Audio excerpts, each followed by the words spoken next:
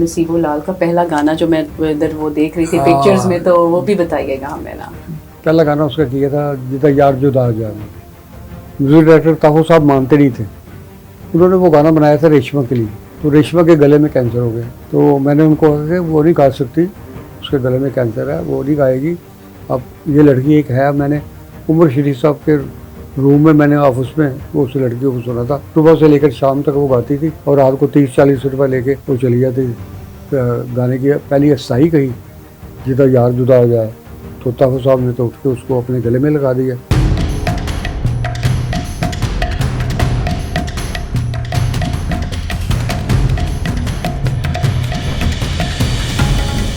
बिस्मिल्लाहिर्रहमानिर्रहीम, अस्सलाम वालेकुम। मैं हूं आपकी मेज़बान एनी बाज और आप देख रहे हैं विजन वाइब। अपने तमाम देखने वालों को खुशामदीद कहेंगे। हमारे जो स्पॉन्सर हैं वो हैं टास्क एंड अर्न। जी तो नाज़रीन, कैसे हैं आप सब? उम्मीद है खैरियत से होंगे। आज जिस पर्सनालिटी से मैं आपको मिलवाने लगी हूँ वो ऐसी पर्सनालिटी है कि दिल कर रहा था एक अरसे से उनके पास आया जाए, स्टूडियो में उनसे बात की जाए। क्योंकि जब हम फिल्म इंडस्ट्री की बात करते हैं तो फिल्म में हम देखते हैं फिल्म को, और एक चीज़ होती है जो हम सुनते हैं, जो आपका बैक कैमरा होता है जिसमें तमाम चीज़ें रिकॉर्ड की जाती हैं, जिसमें साउंड होते हैं, जिसमें म्यूज़िक होता है, गाने होते हैं जी। क्योंकि जब भी हम कोई भी चीज़ सुनते हैं एकदम से हमारे कानों में जो पहली जो होती है, हमारे कानों में चीज़ पड़ती है, गाने की हो या फिल्म का कोई भी साउंड हो, तो फ़ौरन से अट्रैक्ट होता है और फिर बड़ा मज़ा आता है पूरी फिल्म देखने का और सुनने का। तो इसी तरीके से हमारे पाकिस्तान का एक बहुत बड़ा नाम, जो कि पाकिस्तान में ना सिर्फ बल्कि पूरी दुनिया में जाना और माना जाता है, मोहम्मद अदरीस भट्टी साहब। तो इस टाइम हम भट्टी स्टूडियो में मौजूद हैं और उनसे जानेंगे जो उनके कैरियर का आगाज़ हुआ, क्या उनके एक्सपीरियंस हुए, किस तरह से इतने बड़े बड़े सिंगर जो हैं वो इनके पास चल कर आए और अपना एक नाम कमाया। तो यहाँ पर मिलवाते हैं मोहम्मद अदरीस भट्टी साहब से। अस्सलाम वालेकुम, कैसे हैं आप? आपकी दुआ है, अल्लाह का शुक्र है। आपका बड़ा बड़ा शुक्रिया। आपका बड़ा बिजी स्केड्यूल था, उसमें आपने हमें टाइम दिया यहाँ पर। बस आपने कह दिया, हमें कैफी साहब से कह देंगे बस कैफी साहब अब तैयार रहिएगा, हम आ रहे हैं यहाँ पे, आते जाते रहेंगे। अल्हम्दुलिल्लाह, कैफी साहब तुम्हारे भाई हैं, वो जैसे ऑर्डर करेंगे कभी हो सकता है। कोई आपकी मेहरबानी, आप आई, आपने याद रखा, वरना यहाँ तो लोग सब बेवफा हैं जिनके साथ, जिनकी 70 फिल्में की गई एक डायरेक्टर की, उन्होंने कभी याद नहीं किया। जब उनको मतलब होता है तो वो बातें करते हैं, नहीं मतलब होता तो आते नहीं। तो जी सब आपने एक बहुत बड़ा मतलब करते रहे हैं काम, और बहुत लोग आपके साथ बड़े बड़े नाम हैं। सबसे पहला नाम है हमारी मैडम मलका नूरजहां साहिबा का। तो वो देखे माशाल्लाह एक नाम है, और जब मैं स्टूडियो में एंटर हुई हूँ तो मुझे बड़ा अच्छा लग रहा था कि सबसे पहली तस्वीर ही मैं उन्हीं की देख रही थी, और बड़ा अच्छा एनवायरनमेंट था और आपसे फिर बातचीत हो रही थी और अच्छा लगा। तो कैसा एक्सपीरियंस था, किस तरह से था, हमें बताइएगा। मैं तो तकरीबन 1963 में फिल्म लाइन में आया था। तो एक मिक्सर असेंबल करने के लिए आए थे हम लोग। तो शौक साहब बैठते थे पास, सोल्डिंग करते थे, बड़ी बरीक सोल्डिंग करते थे। वो कहते हैं यार तुम कहीं नहीं जाना, तुमने मेरे पास आना है, साउंड में आ जाओ। मेरा तो कोई इरादा नहीं था। तो मैंने कहा चलो, इतने बड़े लोग, इतने बड़े वो डायरेक्टर भी हैं, अब स्टूडियो ओनर हैं, और माशाल्लाह बहुत ही अच्छे थे वो। अल्लाह उनको करवर जन्नत नसीब करे। तो मैंने फिर उनके साथ बात मान ली। मैं स्टूडियो में शुरू का काम करने के लिए। तो ये जो क्लैंक फिल्म आई थी उसको सिर्फ मैं ही हैंडल करता था अकेला, कोई और नहीं कर सकता। तो वो तकरीबन मैंने 71 तक वहाँ काम किया। अच्छा। तो 71 में मुझे एक ऑफ़र आ गई, सनाई स्टूडियो जो आजकल मंसूरा हॉस्पिटल है, वो पूरा स्टूडियो है। अच्छा, पूरा स्टूडियो था वो। अच्छा। तो उस स्टूडियो को ये था कि जब मैं वहाँ गया तो माशाल्लाह स्टूडियो देखा, बहुत बड़ा स्टूडियो, बहुत बड़ा म्यूज़िक हॉल, कलर लैब। तो एक तस्वीर साहब थे, वो अपना कलर लेबॉर्ट्री के इंचार्ज थे, तो उनको कराची से बुलवाया। तो माशाल्लाह वहाँ पर हसन तारक साहब, अल्ताफ़ साहब और दाऊद भट्ट साहब और बड़े बड़े लोग अच्छी फिल्में बना रहे थे। तो वहाँ जाते ही मैंने मौला जट फिल्म की। अच्छा। मौला जट की रिकॉर्डिंग की। तो माशाल्लाह उसमें अल्लाह ने बड़ी इज़्ज़त दी, नाम भी बड़ा दिया। फिर वहाँ पर और बहुत फिल्में बनी, काफ़ी सारी। फिर कुछ दिनों के बाद, कुछ सालों के बाद ना वो स्टूडियो मंसूरा वालों ने खरीद लिया। सही। उनकी 1 महीने की वो आई थी हुकूमत, तो वो हुकूमत के जोर पर उन्होंने वो स्टूडियो खरीदा। अच्छा। तो मैंने सोचा इससे पहले कि स्टूडियो खाली हो तो मैं पहले ही बारिश स्टूडियो में चला गया। तो बारिश स्टूडियो में जाके मैंने बहुत काम किया। अच्छा। वहाँ आके मैंने सबसे पहला गाना किया काला से काला, तेरा काला दिल था, जड़ता खड़ा फिल्म की मिक्सिंग की और बहुत सारी फिल्में की, बहुत हिट फिल्में। तो 11 साल के बाद मुझे एवरग्रीन स्टूडियो से ऑफर आ गई। अच्छा। मेरा दिल नहीं कर रहा था वहाँ जाने को। मैंने कहा ये बारिश स्टूडियो में मैं अकेला ही होता है ना जैसे एक, तो मैंने कहा मैं बड़े मजे में हूँ, मैं कैसे इनको कहूँ। तो उनसे मैंने डिमांड की, मैं बहुत बड़ी डिमांड की, मैं एडवांस ये लूँगा और तनख्वाह ये लूँगा। हालांकि उनके वहाँ इतनी तनख्वाहें नहीं थी लोगों की, तो बड़े बड़े 6 रिकॉर्डर्स थे वहाँ पर। मैंने कहा वहाँ पर तो 10 रिकॉर्डर्स थे, तो 10 रिकॉर्डर्सों में फिर आगे कैसे हम सर्वाइवल करेंगे। तो खैर अल्लाह ने इज्जत दी, बहुत काम किया वहाँ जाकर। वहाँ जाते ही मैंने दुलारी फिल्म की। अच्छा। हैदर चौधरी साहब की पहला गाना किया, ऊँची अलमियाँ टाली हैं पीछे गुजरी थी पिंग में माई है। जो मैडम का गाना किया पीछे पीछे आंदा, मेरी चाल गेंदा आमी, जैसे पहले मुसर्रफ नज़ीर ने किया होता। तो ऐसे फिर वहाँ पर माशाल्लाह बड़ी फिल्में, फिर उमर शरीफ साहब आ गए, परवेज़ कैफी साहब आ गए, उनकी फिल्में मैंने की 5-6। तो मसूद भट्ट साहब की मैंने, उन्होंने तकरीबन 100 से ऊपर फिल्में बनाई हैं। तो 80-90 फिल्में तो मैंने उनकी की हैं। अच्छा, 80 से 90 फिल्म आपने की। अच्छा। तो सैयद नूर साहब की तमाम फिल्में, नज़रुल इस्लाम साहब, जुवेद फाजल साहब, परवेज़ मलिक साहब, जुवेद फाजल साहब, तो हैदर चौधरी साहब, फिर बाकी रशीद डोगर साहब, तो इन सब की फिल्में मैं ही करता था फिक्स। जब अच्छा। जो भी फिल्म उनकी शुरू होती थी वो मैं ही रिकॉर्डर होता था। सही। तो वहाँ पर फिर मैंने जब देखा 90 में कि फिल्म लाइन में कुछ थोड़ा सा, तो फर्स्ट टाइम मैं कनाडा में गया तो मैंने देखा हम लोग को फिल्म एक बुक करवाई, बड़ा रश था वहाँ पर, तो उसकी टिकटें बुक करवाई। तो हम पाकिस्तान की तरह 3:30 बजे वहाँ सैनमे पे गए, तो वो कह रहे नो सॉरी डोर क्लोज। उन्होंने कहा कम आप कमाएँ, कल आएँ आप, कल आप आके दोबारा टिकट परचेज़ करें फिर आप देखें। खैर हम दूसरे दिन फिर गए तो हमने फिल्में वो टिकटें खरीदी, वो फिल्म देखी। तो मैंने ऐसी फिल्म कलर अपनी ज़िंदगी में देखी नहीं थी कि इतनी अच्छी फिल्म वो चल रही थी। अच्छा। तो मुझे बड़ा एक हुआ वो, मैंने कहा यार ये क्या बात है। फिर मैंने वो जो लोग हमें लेके गए थे उनकी वाकफी थी वहाँ पर सलमान में, तो उन्होंने मैनेजर से बात की कि ये हमारे रिकॉर्डिस्ट है पाकिस्तान के, ये आपका कैबिन देखना चाहते हैं जहाँ से फिल्म चल रही। तो फिर हाँ ज़रूर, हाफ़ टाइम पे आप आ जाए। तो हाफ़ टाइम पे मैं ऊपर गया, देखा तो वहाँ पर वो 3 एक बड़े बड़े लंबे वो जैसे बॉक्स बने हुए हैं, अच्छा। वो पड़े हुए थे, आगे उनके 3 लेंस लगे हुए थे। एक येलो कलर दे रहा था, एक रेड कलर दे रहा था, एक अपना ब्लू कलर दे रहा था। सही। तो उससे वो तीनों फिल्में, मैंने कहा यार यहाँ तो हमारे यहाँ तो रीलें चलती हैं, प्रोजेक्टर चलते हैं, तो यहाँ लगे हुए हैं हमारे स्टूडियो में।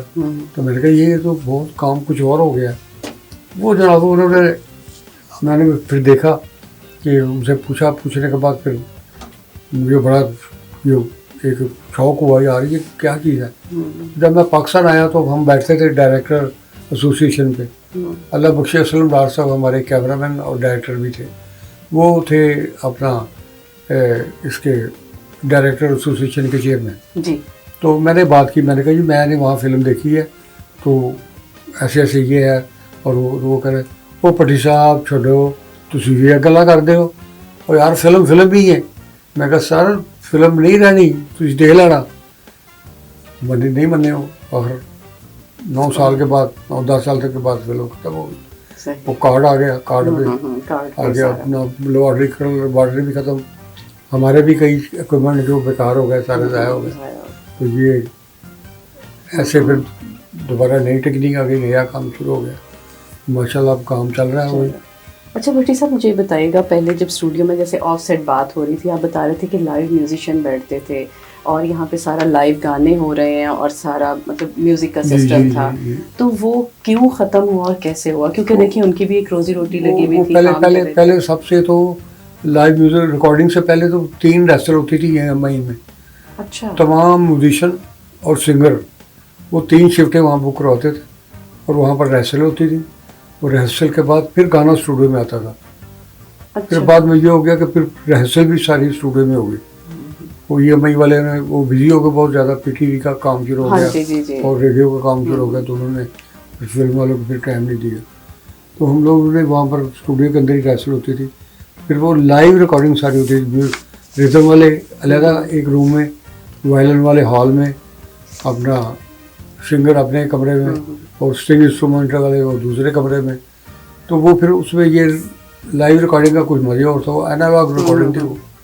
तो उसमें आखिरी फिल्में हैं हीर रांझा वगैरह, और उसके बाद फिर ये खत्म हो गया, ख़त्म होते चेंज होते होते फिर कंप्यूटर आ गया। फिर कंप्यूटर पे एक आदमी आता है, पहले वो म्यूजिक डायरेक्टर से गाना सुनता है, वो क्लिक बनाता है, फिर क्लिक के ऊपर सारी चीज़ें ओवर डब होती हैं। फिर वो जब ट्रैक तैयार हो जाता है फिर सिंगर को बुलाते हैं, फिर सिंगर उसके ऊपर डब करते हैं। अब गाने को ऐसे करते हैं। तो ये मैंने इंडिया में भी देखा है कि वहाँ भी पहले उस तरीके से होता था काम, बाद में इस तरह से हो रहा है। वो बाहर तस्वीरें लगी हुई हैं देवानंद के स्टूडियो में। तो वहाँ मैंने उनको स्टूडियो में, कुलदीप सूद था रिकॉर्डर्स, कुलदीप सूद, तो उनको मैंने देखा रिकॉर्डिंग करते हुए। प्रेम ग्रंथ की री रिकॉर्डिंग हो रही थी। तो ऐसे और बाकी स्टूडियो देखे, सनी स्टूडियो देखा, कुमार सानू के 2 स्टूडियो देखे, बाकी स्टूडियो तो ख़त्म हो गए थे। महबूब स्टूडियो वगैरह वहाँ पर उनके यहाँ तो रिकॉर्डिंग होती रही थी। नटराज स्टूडियो वहाँ भी रिकॉर्डिंग नहीं होती थी, बोला जाता था 1-2 फ्लोर ही थे बस। अब हमारे पाकिस्तान में जो फ्लोर है वो सारे उन्होंने स्टोर बना दिए, लोगों को किराए पे दे दिए। तो अब ये है कि लोग घरों में काम करते हैं, घरों कोठियों में किराए लेके किराए पे लेके। तो फिर मैंने भी अपनी फिल्में बनाई हैं, 3-4 फिल्में हमने बनाई हैं अपनी। अच्छा। तो माशाल्लाह बड़ी अच्छी गई फिल्में, और ड्रामे बड़े बनाए हैं। जियो के लिए टेली फिल्में बहुत ज़्यादा बनाई।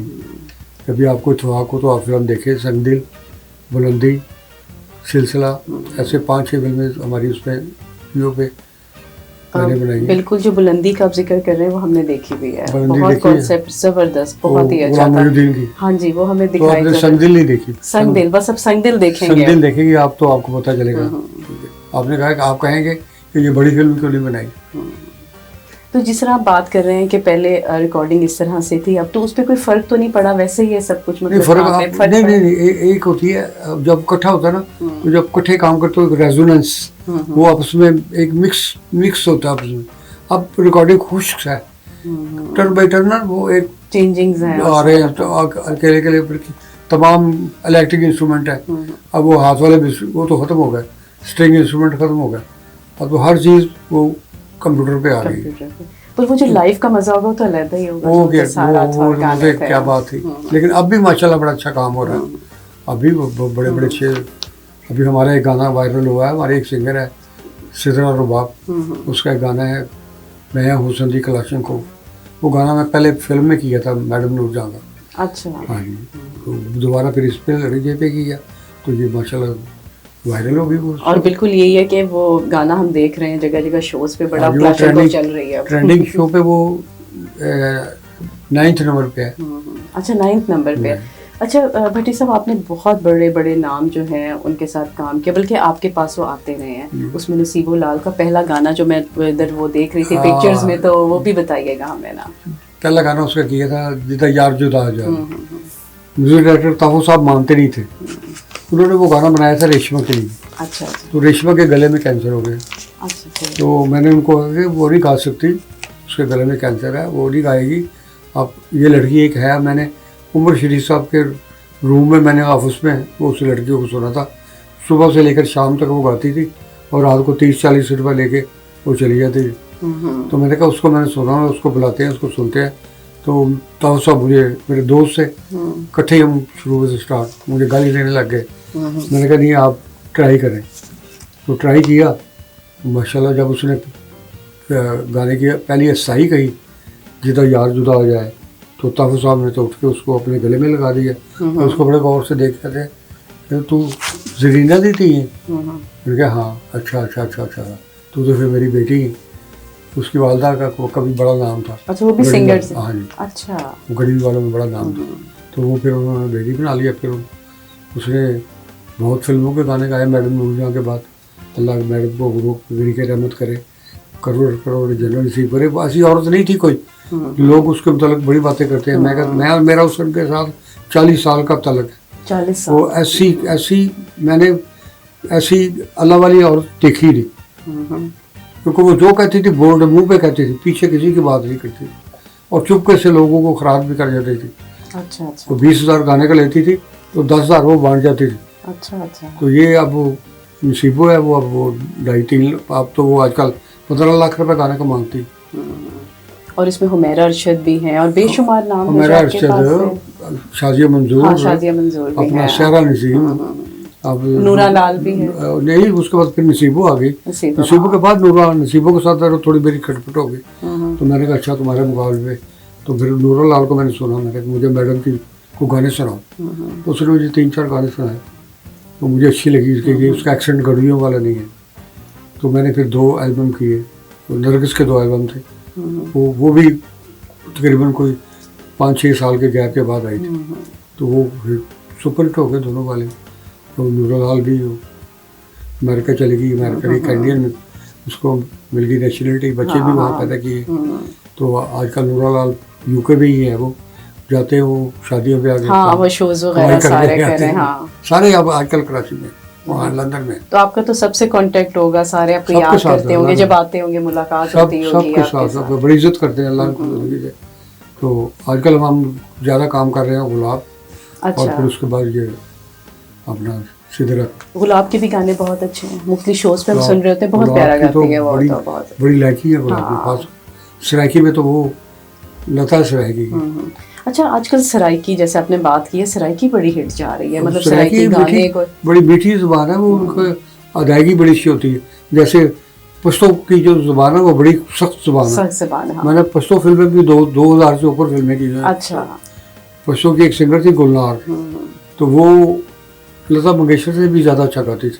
अच्छा। लेकिन वो बेचारी उर्दू नहीं गा सकती, सिर्फ पश्तो ही गा सकती, उसको समझ नहीं आती थी उर्दू या पंजाबी। तो इसलिए अब सराइकी देख रहे होते हैं, गुलाब के गाने सराइकी के बड़े अच्छे जा रहे हैं, बड़ा मजे हर कंपनी वाला ख्वाहिश करता है कि मेरे साथ हमारे पास उसका गाना हो, बिल्कुल ऐसे ही। अच्छा भट्ट साहब, आपने अवार्ड भी बहुत ज़्यादा लिए, निगार अवार्ड थे आपके, जियो के अवार्ड, और बेशुमार लिस्ट थी आपके। मैंने नेशनल अवार्ड लिए 5। पहला मुझे मिला था बाज़ार हुस्न फिल्म का, जब वो आई थी यहाँ पर सलमा का, तो उसको मैंने जब रिकॉर्ड किया तो फिर वो मेरे बगैर नहीं काम करती थी। अच्छा। वो कोई और रिकॉर्डर होता था, या मैडम भी यही कहती थी रिकॉर्डर्स कौन है, तो वो लोग वो कहते थे जी फलां, नहीं अदरीस को बुलाओ। तो मुझे अदरीस कहती थी, बेटा कहती थी, मुझे बड़ा प्यार करती थी। तो मैं आपको एक तस्वीर भी दूंगा उनके साथ बैठे हुए। ज़रूर, बल्कि अभी ऑफसेट पिक्चर्स ले रहे थे, वो सारा इसमें हम ऐड करेंगे, क्योंकि बड़ा अच्छा लग रहा था, स्टार्ट एंट्री, फिर यहाँ पर आए, फिर हमने चीज़ें देखी हैं और बड़ा अच्छा लगा आपके साथ इस टाइम बात करके भी। कोई एक पैगाम देना चाहेंगे अपने तमाम देखने वालों को? मैं तो यही कहता हूँ कि हम लोग खिदमत कर रहे हैं, और इंशाल्लाह जब तक जान में जान है खिदमत करते रहेंगे।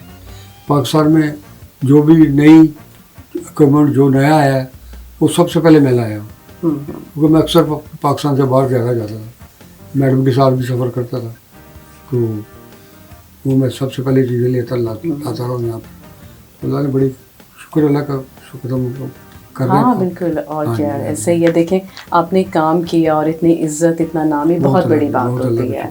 अब तक मतलब देखें आप, कितने कितने बड़े नाम हैं जिनको हम देख रहे होते हैं, जिनके इंटरव्यूज़ हो रहे हैं, चीज़ें हैं, तो वो सब आपके पास से होके गए। मैं सब इंशाल्लाह सब यहाँ से वो गुजर के ज़रूर गए होंगे। ऐसे ही है। तो आपके साथ बात करके बहुत अच्छा लगा है, और अभी हम प्रोग्राम ख़त्म करेंगे तब भी और चीज़ें भी देखेंगे, उनकी पिक्चर्स भी बनवाएंगे। आपका बहुत बहुत शुक्रिया भट्टी साहब। जी तो नाज़रीन, आज अदरीस भट्टी साहब से बात हो रही थी। आपने देखा कि किस तरीके से लाइव म्यूजिशियन यहाँ पर बैठे होते थे, कितने बड़े बड़े नाम जो हैं, वो इंडस्ट्री के नाम जो हैं, जो भी इस दुनिया में कई नाम नहीं हैं जो हैं, वो सब यहाँ से होके गए हैं। यहाँ से उन्होंने अपना म्यूज़िक बनवाए, यहाँ से अपने गाने रिकॉर्ड करवाए, यहाँ से सब चीज़ें उनकी होके गई हैं। तो इस तरह के जैसे अदरीस भट्टी साहब हैं, ये लेजेंड हैं हमारे पाकिस्तान के। हमें इनसे बात करके बहुत अच्छा लगा, यकीनन आपको भी अच्छा लगेगा। इंशाल्लाह ताला दोबारा होगी आपसे मुलाकात। रखिएगा अपना ढेर सारा ख्याल। अल्लाह निगहबान।